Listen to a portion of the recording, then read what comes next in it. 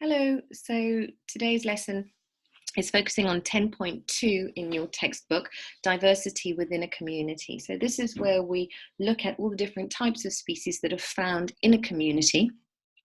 It's really talking about biodiversity, so what biodiversity is and the importance of biodiversity and how biodiversity can be measured. So this is all about measuring biodiversity. So the first thing I'd like you to do is, just to get a flavour for what biodiversity is go and watch this short biodiversity TED Ed video, and it'll give you an idea of what biodiversity is, the kinds of diversity that are present in the overarching idea of biodiversity, and then come back to the lesson.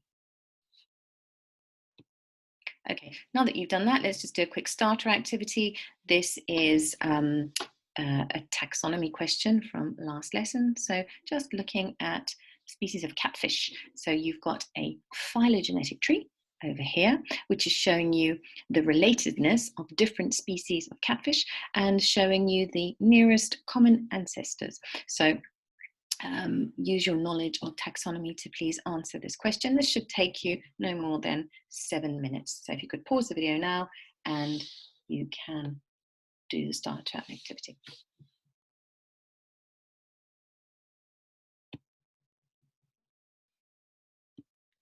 Okay, you've done the starter activity. These are the answers. Obviously, the PowerPoint is attached, and so you can correct this in your own time. Please be purple penning all of your work. I imagine that most of you were okay with this. It's just reinforcing those ideas of how the Linnaeus taxonomic structure works, and also reminds us about the importance of courtship behavior. Okay, so moving into ideas of biodiversity, we're going to have to be using quite a bit of new terminology. The first two I'm going to focus on are the ideas of species richness and species diversity. So species richness, if we're looking at a community, now if you remember, a community is all of the living organisms, all of the biotic factors basically in an ecosystem. If we're thinking about species richness, the species richness tells us simply the number of species. Okay, so the number of species. So if we look at these two different communities, those two different communities have got the same species richness because they have got 1, 2, 3 types of, four types of species. So both of them have got 4 types of species. Okay, so if we look at community 1, there's 4 types of species, and we look at community 2, there's 4 types of species. So they have the same species richness, but they have a different species diversity, because what species diversity tells us is not just the number of types of species, it tells us about the number of each type of individual species. So in community number 1, we can see that there are equal numbers of each type of tree, whereas in community number 2, there's a lot of these slightly yellower ones, and very few, there's only one with the sort of big crown. So they both have the same species richness, but they have different species diversity. And over here it says community 1 and community 2 have the same species richness, but they have different species evenness. And this is what I meant when I said there's lots of different terminology. So species evenness could be considered almost the same thing as species diversity, but species diversity is more, there's an index attached to it, so it becomes a numerical value. So basically what species evenness is saying is that these species are more evenly distributed than these are less evenly distributed. So if we want to just be familiar with all the words that we need to know for this section, we need to refresh our ideas of what an ecosystem is, a community and a habitat. So those are GCSE ideas, but there's subtle differences between them. So I want you to go away, use your glossary, use the web, write down definitions for that. Species richness, we have just spoken about. So species richness is the number of different species that are present. Species abundance, you might hear of as well, tells us a similar thing to to evenness and diversity, it tells us how many of each one. The species evenness tells us how similar those are. So are they evenly distributed, or is there sort of like 10 of one and only 1 of another? So if they were even, there might be 5 of one and 6 of another. And if the species are not very even, 10 of one and 1 of the other. The abundance tells us that there is 10 and 1. Okay, and then the actual index of diversity is the number that we're going to calculate today that tells us what the species diversity is. Okay, and then ideas of genetic diversity and ecosystem diversity. So write down all those definitions so that you're familiar with those. Most of those are in your textbook. If you can't find them in the actual chapter, look in the glossary. If you can't find them in the glossary, look on the web. Okay, so we're going to now be calculating the species, the diversity index, and we're going to use this particular example. When we calculate this, the calculation for this is going to be on a separate video, but I just want you to acknowledge that we are calculating the index of diversity, or diversity index, or species diversity index. We are calculating that using different kinds of fungi.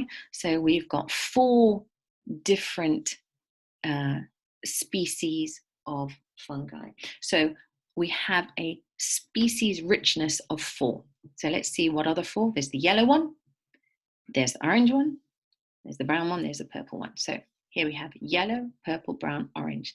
So both have got the same species richness, but they do not have the same species evenness. This one is very even. There are 4 of each. 1, 2, 3, 4. Oh, sorry, 5. 5. There are 5 orange. There are 5 brown. There are 5 yellow, and there are 5 purple. So this is very evenly distributed. This is very unevenly distributed. This is predominantly yellow. So species abundance here, yellow is most abundant, and it does not have species evenness. Okay, so we're going to use these ideas to now calculate species diversity, which I'm going to do on a separate video. We're going to do it using this formula over here. So the D stands for index of diversity. That is equal to big N bracket big N minus 1 bracket, all divided by this sign, which is a sigma Greek letter, and it means sum of, and then we have here small n bracket small n minus 1, and then close the bracket again. So I know it looks quite daunting to those of you who don't like maths, but I will talk you through it in the next video. The N, big N, is the total number of organisms of all species.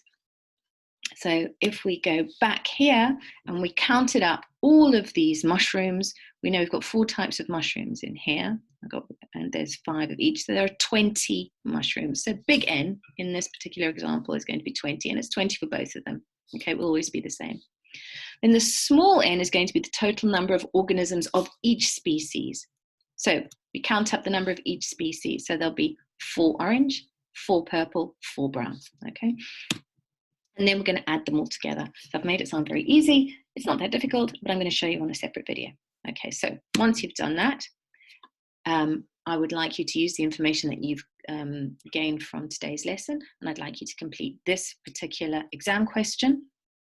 So on the next slide, there is a magnified version of the graph, so you can use that for a bit more clarity. So do those now. Okay, and now you can mark those. All right. So your tasks for this week are to watch all 3 lesson videos. So you're watching one now. You're going to watch one on human impact on species diversity. So basically about farmers and how farmers influence species diversity. And then you're going to watch the one where I show you how to calculate the index of diversity. You will have already watched the biodiversity TED-Ed video. You've done your starter activity. Hopefully you've done your end of lesson exam question.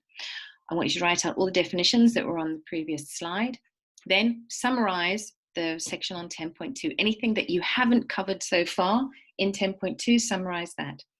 Then you should, if you've seen the other video, you will have watched the biodiversity making it work on a modern farm video.